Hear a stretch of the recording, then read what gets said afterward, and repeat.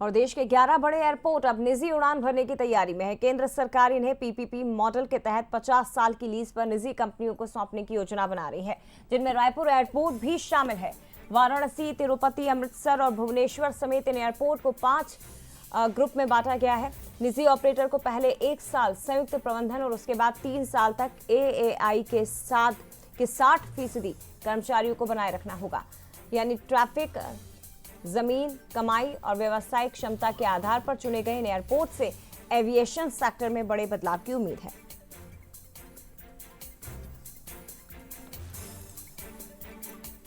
देश के 11 बड़े एयरपोर्ट अब निजी हाथों में सौंपने की तैयारी है। देखिए, केंद्र सरकार इन एयरपोर्ट्स को पीपीपी मॉडल के तहत अब निजी कंपनियों और निजी हाथों में सौंपने जा रही है। सबसे खास बात यह है कि जिस तरीके से छत्तीसगढ़ की राजधानी रायपुर का एयरपोर्ट भी इस सूची में शामिल है।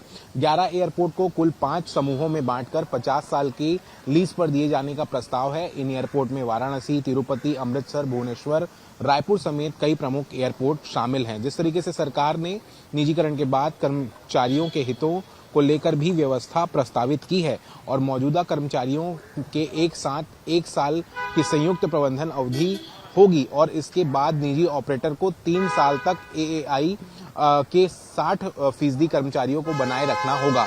जिस तरीके से देखिए, पूरी प्रक्रियाधीन है और इस पर और जो फैसला होगा उसकी आधिकारिक पुष्टि फिलहाल नहीं हुई है, लेकिन जिस तरीके से तैयारियां जो है वो लगातार चलते हुए नजर आ रही हैं। अब देखना होगा निजीकरण के बाद एयरपोर्ट में किस तरीके के बदलाव जो हैं वो देखने को मिलते हैं।